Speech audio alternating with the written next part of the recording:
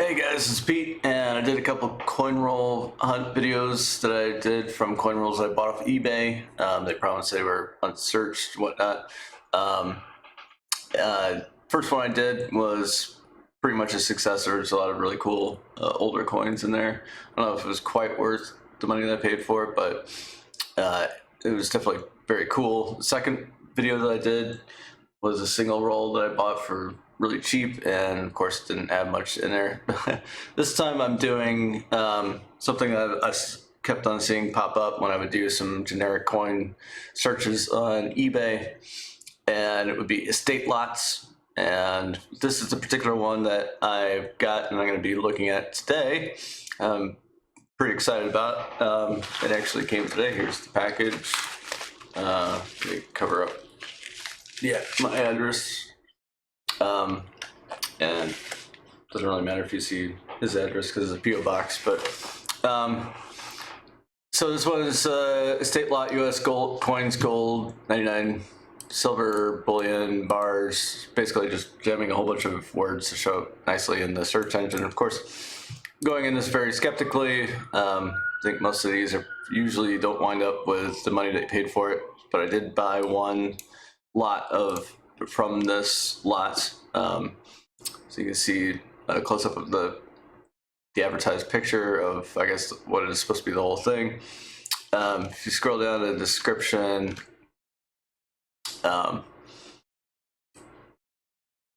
Nicky's Coins has acquired this massive estate hoard shown in the attached photos: gold, silver, copper, and currency. You get your 50-piece slot of this hoard before it sells out. So basically, they guarantee that you get 50 pieces each lot that you buy. So I'm expecting 50 pieces to be in this this package here. It's got a little bit of weight to it, not too much weight, so probably not going to be all gold, I'm assuming. If I get any gold in here, I'm going to be massively shocked. But again, you know, skepticism is high, and I don't know. We'll see what we get. I'm gonna take it over to the table behind me, and we will take a look. Okay, all right, got it over to my table. I'm gonna open this up. Zoom out just for a second.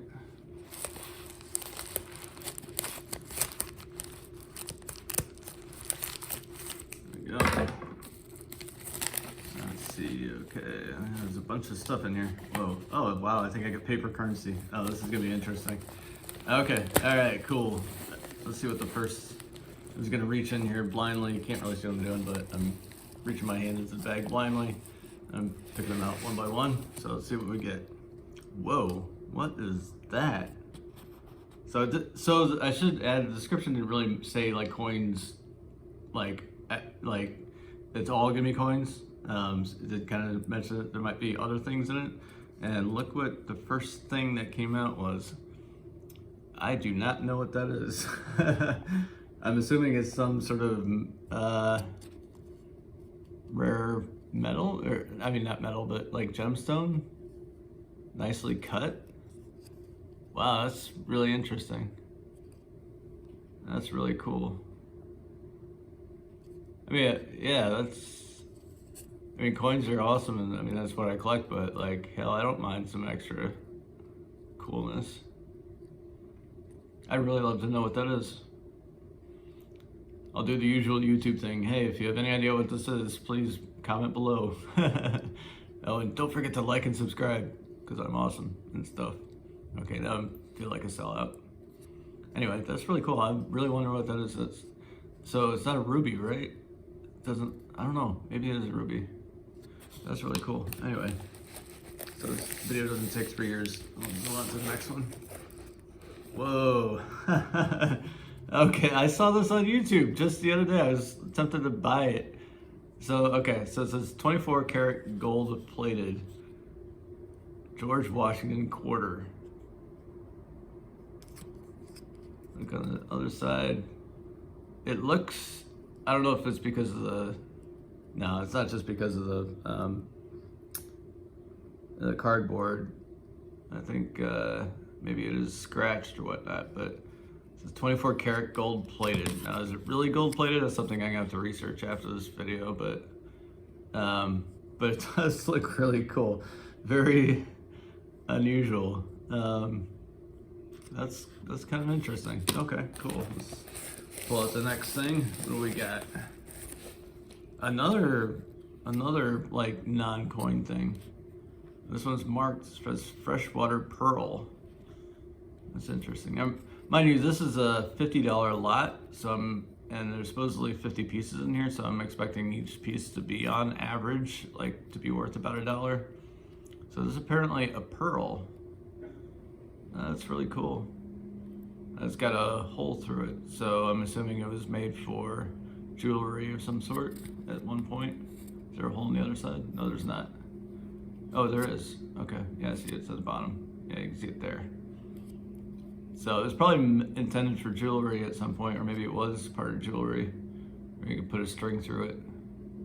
So it's freshwater pearl. Okay. I don't know if that's worth $1, but it's not gold or silver, that's for sure. Okay. Now here's something a little more normal from a coin perspective. 1898 Indian head. Pretty good condition. Pretty common date, but the details are pretty good. Not a lot of wear. There's definitely wear on this side, I should say. I think it's supposed to say Liberty on his headband, and you don't see that at all. So, but hey, I'm not gonna complain. You could definitely sell this on eBay for like at least a couple dollars. So, yeah, that's definitely worth more than $1, that's for sure. Okay, I'm just gonna pull this out because it's taking up a lot of space. This is the paper currency that came. Now, I don't know anything about paper currency, so let me zoom out a little bit. I really don't know anything about currency, so I don't know how valuable this is, or what I'm even really looking at here. Here's the back. Maybe somebody can tell me. This is really cool because I have no like paper. I mean, I have normal paper dollars as money, but as cash. But okay, this certificate is legal tender for. Okay. I mean, it's definitely not your normal average dollar bill, so maybe it's, oh, hey, look, it's Series 13, 1935. So this is a dollar bill from 1935? That's pretty cool. And the good news is it's worth at least $1, I know that. I could easily pay for something with $1 with this. So okay, that's pretty cool. So far I'm liking this bag. So far it's pretty cool. Okay, we got another Indian headset. Let me zoom back in. 1889. Again, not a very rare date. Slightly, yeah, not the best condition. It's got decent detail, and I would say probably fine details.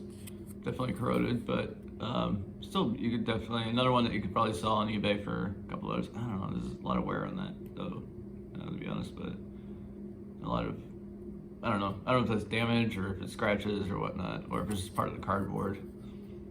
But, or slab, I should call it a slab.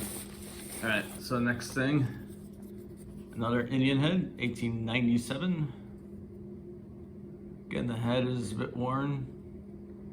Let's look at the back. Yeah, it's some wear, but another one, yeah, pretty much any Indian head, if you look on eBay, even though like you look at this up in the book and it's probably gonna be like, maybe, you know, less than $1, or maybe it'd be more than $1, I don't know, but you look on eBay and pretty much any Indian head goes for at least a couple dollars. So yeah, very cool. I'm not gonna be too disappointed. Okay, that's all for the slab things. Here's something weird. Something in kind of a test tube. Oh wow. Holy crap. Please, so I know for a fact this ain't gold. If this were gold, this does not weigh a lot. Let me zoom out a little bit. I really wonder what that is. This doesn't weigh anything. It feels like, you know, as light as a feather. So I doubt it's gold. But if it's not gold, what the hell is it? There doesn't seem to be any like this didn't come with any like paper or anything to tell me like what exactly came in this lot. So I really, which would have been nice, so I could say, oh hey, yeah, this is that, But it is really cool to get like miscellaneous crap in here though, like this and the ruby. I'm guessing is ruby and the pearl and whatnot, but yeah, I have no idea what's in this tube. Maybe somebody can help me figure that out. All right, let's move on. So now the rest are just free floating coins in this bag, and they're not like packed or anything. So I'm hoping that like in transit, these things didn't get scratched to hell. And I'm assuming this first one I'm gonna pull out is the promised Walking Liberty $50, and it is from 1942. That's a very common date, if I remember correctly. Whoop.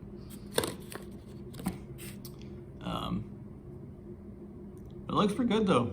It looks pretty good details. You could definitely sell this for a lot more than $1. So I do like the Walking Liberty design. I think it's really cool. Probably my favorite $50. I do like the Franklins, but yeah, these are really nice. So cool, a $50. There's a lot of coins in here. All right, okay. Lincoln head. Lincoln heads are kind of boring, but let me zoom in more. So this is 1935. Okay, that's cool. Good detail. Not a valuable date. The next one, another Lincoln head, 1937. Okay, wheat stalks, whatnot. Yeah, pretty good detail. Another pretty common wheat cent. Not worth $1, that's for sure. Though again, on eBay you can sell these things for a decent amount. Definitely not worth $1 here. 1942 Denver. And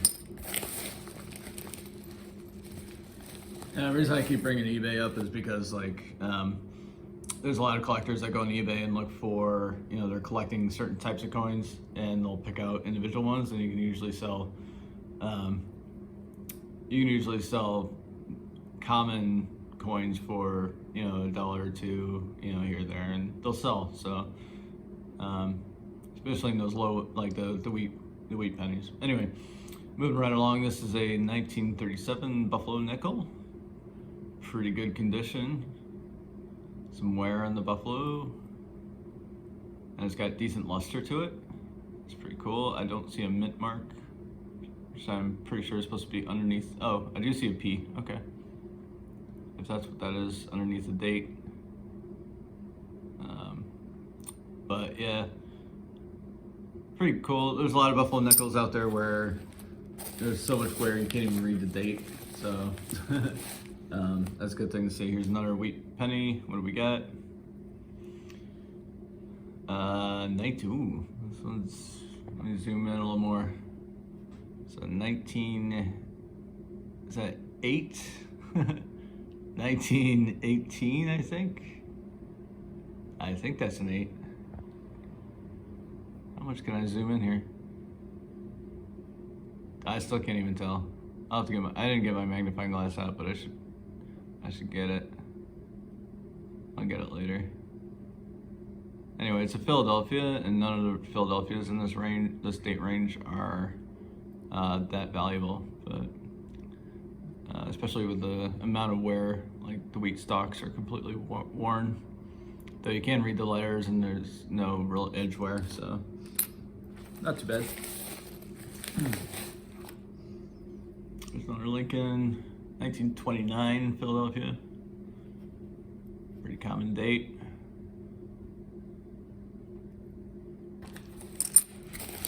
Not the rarest, not the most valuable thing in the world either.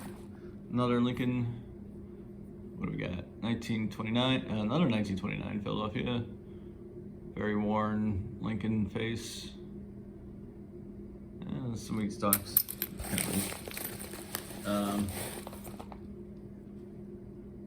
Lincoln, 46, Philadelphia. Nothing special. Good detail on the wheat stocks and on the lettering. Next,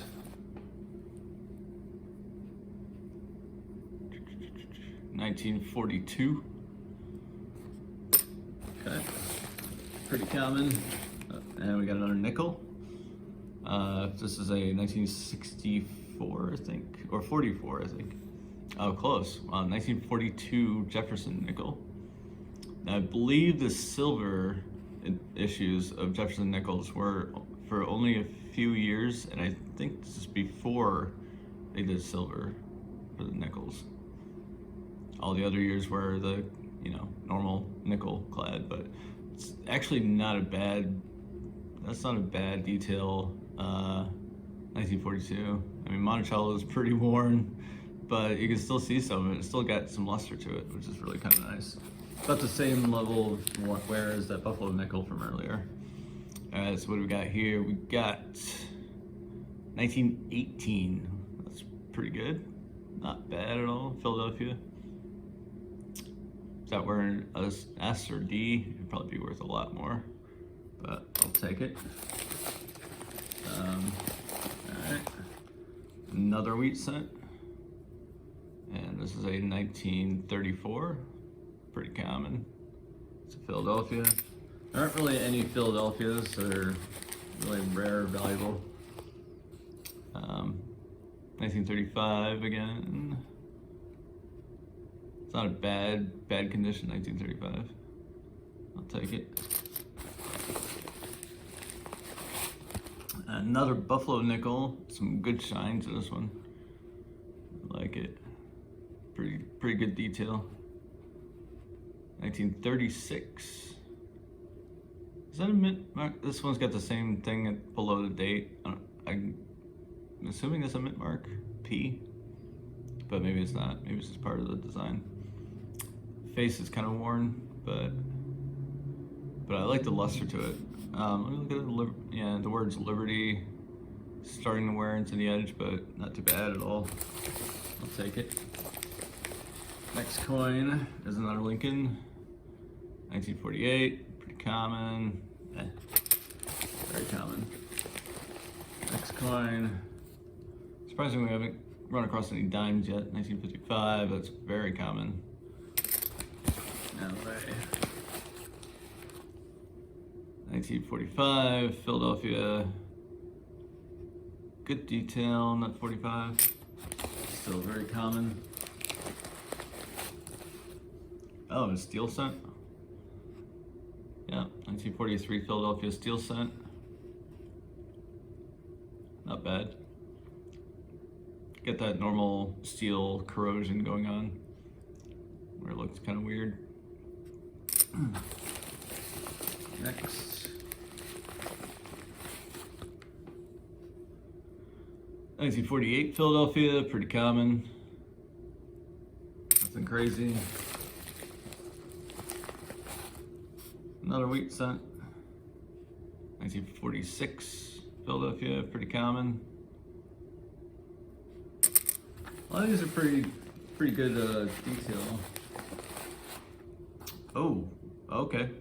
Well, this is different. A 1905, I believe it's a nickel. Yeah, the Liberty nickel, Victory nickel. That's pretty cool. Let me zoom out a little bit.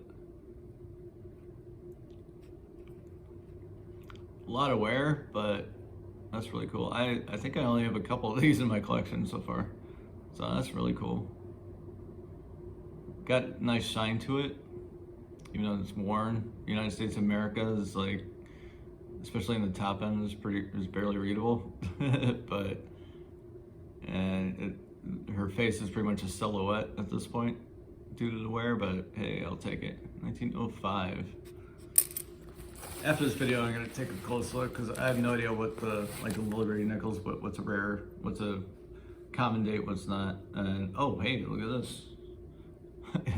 This is not the same coin that I just showed. Okay, this is the one I just pulled out, and this is the one that I just showed a second ago. So these are both 1905 barber nickels. This one, the face is really worn, but it's got much brighter shine to it than this one. And let me look at the back. It's almost got the same pattern of wear as the last one too. I like the shine to it. It's really cool. Very worn though, of course. 1905. That's pretty cool. Next, we got a Jefferson nickel, 1954. I'm fairly certain there's nothing crazy about that date. It's a 1954 Philadelphia. Oh no, it's San Francisco. The mint mark's over here. So I guess they moved the mint marks later on in the Jefferson nickels. But I'll have to check. I don't know Jefferson nickels too well, so I don't know what the valuable dates are. I know it's like at least the silver issues of Jefferson's were around 1944 range, so I don't think that was one of them. All right, what do we got next? We got 1945 Philadelphia. Good detail. Yeah, not too bad. Pretty common though. This is 1945 Philadelphia. Another one. All right. 1948 Philadelphia. Pretty common. Nothing crazy. So 1924. It's pretty good. Not bad. Decent detail on the wheat stocks. Not the greatest though. All right. 1951 Philadelphia. Very common. I even went to a coin show and tried to sell these just so like normal coin collectors, like a 1951 would never sell for like even $1. So, but if you would go on eBay, you could probably get away with selling them like for a decent amount. 1955D is very common. It's got a very cool red toning to it, but still not very valuable. Probably more. 1955 Philadelphia, I think, is the one that had a double die error that you could possibly get. But Denver, I don't think had one. So, all right, what do we got next? 1945 Philadelphia. Yeah, very clean. Not a lot of scratches. I mean, there's scratching, but not as much as you normally see. But definitely a lot of corrosion and a little bit of wear. Still a pretty common date. Let's move right along. 1946 Denver. Pretty common. 1940 Philadelphia. Pretty common. 1937 Philadelphia. Pretty common as well. 1937, another 1937.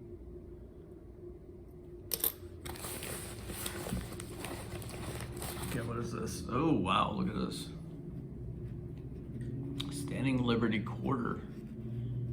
1927. So this is the quarter that came out before the George Washington quarter that we all know and love today is that started in 1932. And this is the quarter that we had before George Washington quarter. Really like the design. There's a lot of wear on this one. But you can definitely sell this for a few bucks online for sure. Even with all that wear. Like you can barely even tell like what she's holding and whatnot. And the Liberty is wearing into the edges there, but still a pretty cool coin. I do like that. I like all. That was pretty much around this time that all the coin designs had like eagles on the back, or at least so nickels and silver coins. Anyway, 1929 Philadelphia, pretty cool. Still not like crazy. We haven't come across anything super awesome yet, but 1937 Denver. Anything with a mint mark before 1940 is pretty good. So not terrible. I'll take it. 1935 Philadelphia.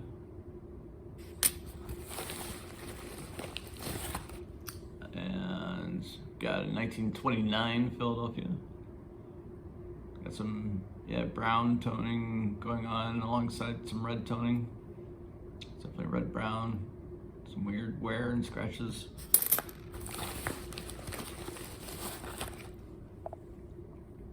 1917 Philadelphia. That's pretty cool. So it's a Philadelphia, no mint mark, but so it's not the most valuable thing in the world, but it's still cool to get these older coins. I will take it. So far, I'd say this is pretty cool. Pretty good bag. Oh wow. Okay. Yeah, we don't have too much left. All right. So what do we got? 1952 Denver is very common. Not that great. This may be the last. I think this is the last coin. And it's another Lincoln head. This is a 1946. So yeah, that's pretty common. All right, found a lot of commons. Found some decent ones. I didn't really separate out the common ones from the less common things, but yeah, I got some cool Indian cents. Most of this I could sell for, definitely on eBay, for more than $1. So I would say overall this is a success. Still no idea what this is. It looks like gold, but it's so light, it just makes me think that it's not gold. But I don't know, gold flakes. I don't know how much gold flakes weigh, but whatever. So, and really love to know what this dollar bill is all about. I mean, it looks old, 1935 at least, so that's pretty cool. And some of these, like the quarters and half dollars, are really cool. Some, and the nickels, Liberty nickels. Very happy with that. But yeah, anyway. So that's the bag, that's the estate lot that got sent to me. And I will do a wrap up in a bit. All right, guys. So yeah, I'm back at my desk and back online, and I thought I'd look up some of these things from the package that you just saw me open, and did find a lot of interesting information. But I'll start with just the Indian heads. So I got an 1898 Philadelphia, and it's pretty decent condition. Probably worth about $3 to $5. Got an 1889, a little more, about $5. And an 1897. So yeah, 1897, 1898. So pretty good there. Pretty good haul there. Jefferson nickel that I got was a 1942p. It's pretty cool because that's the range of time where they were producing Jefferson nickels in part silver. As you can see in these others, it's copper, nickel, and copper, nickel. But in 1942 and 1945, they did make it with some silver. So there's some silver in there, so these are worth a little more. And the quality is pretty good. You know, it's probably around the very fine range. So a couple bucks, not too bad. The Buffalo nickel that I got, the two Buffalo nickels that I got were 1930s. Yeah. Thought I could memorize this. I did 1936 and 1937, I believe. Let me just double check. Should probably wrote this down before I did anything. Okay, 1936 and 1937. And I couldn't find a mint mark, so the Philadelphia, they're pretty good condition. Probably a couple bucks for those two. The Liberty nickels, the twin 1905s that I got, not very good shape, but still probably a couple bucks. Good to very good condition. So not too bad there. Let's go with a Walking Liberty $50. It was in 1942. And it's about anywhere from $11 to $15. I don't think it's extremely fine. It's probably anywhere between very good to very fine, I would say. So somewhere in this range, about $15. So that's pretty cool. Then there's the I don't have it up there actually. And actually, I didn't even look it up. But yeah, there's the Standing Liberty quarter, which is from Let me look this up again real quick. That is 1927. So let me bring up the quarters. Standing Liberty and 1928, Philadelphia. So about, it's not very good condition. It's very worn. So about $5, in that range somewhere. Didn't really get any really high quality, like high graded coins in there. The Indian heads weren't too bad.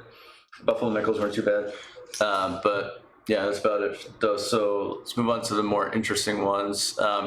So the gold plated quarter that I got, the 2006 South Dakota, I looked it up on eBay first, and yeah, they're selling for about $1, $1 or two. I did a little more research on it because I was kind of curious, and just to give the site credit, after some Googling, the Spruce Crafts had an article, "Are gold-plated quarters worth anything?"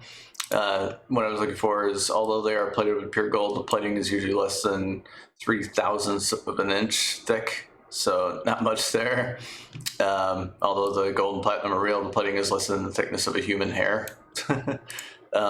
So yeah, this sentence, if you want to pause and read, sure, go for it. But makes it, it's not something you should ever look for to like go, hey, I want to buy some gold for investment purposes. Like, no, don't get gold plated quarters. Not a good idea. But it is a cool quarter, and it's really cool that it was included in there, and I'm happy to have it in my collection. So it'll be there.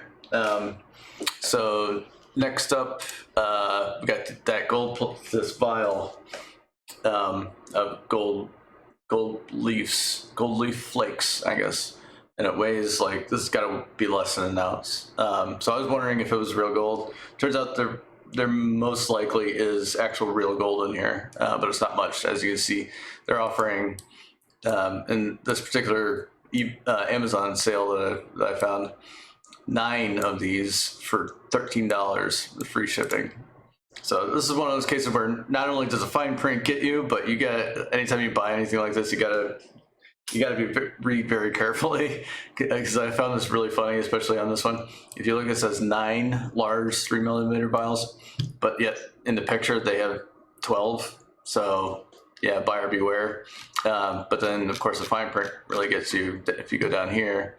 And of course, this is the best part, is like they de-emphasize the text here. Don't even bold it. Make sure, make it seem less important. But these gold leaf flakes are a composition of scrap metal flakes from a gold leafing manufacturer. There is no melt value to these flakes and are not for precious metal investment. These gold flakes are maybe this is a thing. I'm not aware of this, but I just thought this is funny. These gold flakes are not edible gold leaf. Like, are people actually eating gold? Isn't there like some joke about people shedding gold, like the rich people out there? Anyway, yeah. So we don't make it blah blah blah blah blah. So basically, just like curiosity's sake. So yeah, definitely not a thing you would buy for bullion buying. But it's kind of interesting nonetheless. Another thing where I'm just like, yeah, it's kind of neat. I'll keep it around in my collection and just have it there. But it's not something I like pull out and be like, hey, look at me, I'm awesome because I have gold. So anyway, the other thing, the dollar bill. Let me give credit to the site antiquemoney.com. I know nothing about paper money, so I didn't know what the hell I was looking at with this thing. So I found it. I was able to find it, or at least a price guide for it, and found this page. This is exactly what I have down here. It's lists them out, and I have a 1935 F, and they're saying that the value of these is worth about $1.50. So not very valuable. Still pretty cool though. Silver certificate from 1935. It looks like a regular old dollar bill, but yeah. So that's pretty much it. So anyway, just to wrap it up and give final thoughts. Am I glad I got it? Yes, I am. I think if I sold each of these things individually. One last thing before I forget. This thing, I still have this gem here. I still have no idea what that is. I did some searching, looked for like gem identification articles and stuff like that, and I still have no idea what it is. I hope it's a ruby. It's red in color, but it's kind of also brownish. But whatever, I'll figure it out sometime if I run across somebody who's an expert. I didn't bother to look up value in freshwater pearl. I'm assuming it's not all that expensive. Probably at least $1 though, but I don't know. That's just me taking a complete wild guess. So anyway, continuing on. Yeah, I'm glad I got it. There's a lot of cool things in it. A lot of interesting things. It wasn't just coins. I wasn't particularly enthused about the fact that they just kind of like threw in most of the coins just like with no packaging and wrapping at all. It was just loose in the envelope, free to like, jingle around and scrape each other. So not the best packaging job in the world. I bought it and it did take about 2 weeks for it to arrive here. From when I bought it, so that's also it's a little bit slow to ship for most things I bought on eBay. That was another thing that was like, but in the end, am I glad I bought it? Yeah, sure. Some really cool things. I don't think any like serious collectors has a big collection would care too much about most of the stuff that was in here. But if you're like a new collector, kind of like I am, I've only been collecting for a couple months. I think I'd be more than happy to have some of these different types of coins. There's a lot of filler wheat cents in there. I have all the wheat cents, so just getting all those duplicates not really meaningful to me, and mainly because there was no key dates in there. It was pretty much just all old stuff, which is cool too. I don't mind having duplicates of old coins, but a lot of them were 1950s, 1940s, and that kind of thing. But there were a lot of like even older ones than that, so pretty cool. So if I were to sell each individual item on eBay, I would definitely be able to get more than $50 out of this, for sure. If I went to an actual coin shop and tried to sell it to a coin dealer, no, hell no. I wouldn't be able to get anywhere near that much. But that's the difference between like what you see in a price guide, like what I just brought up, and what you see on eBay. What coins actually go for on eBay. Usually you can sell old things for dollars because you get the collectors who are just looking to fill spots in their collection and don't mind paying a little bit more, like a buck or two, for common coins. So usually things, mostly just the early coins though, like any of the wheat pennies from like before 1940, you can usually get away with selling it for a buck or two, at least, if they're not key dates. If they're key dates, then sky's the limit. But anyway, so yeah, got my money's worth. Would I buy it again? Probably. If I, if I suddenly had a lot of money. There's a lot of other stuff I'd rather get before I drop another $50 on this. But yeah, some cool stuff. Not disappointed. Not enthralled or anything, but also not disappointed. So cool. I would give it a thumbs up if I were Siskel and Ebert. So yeah, that's about all I got for this. Thanks for watching.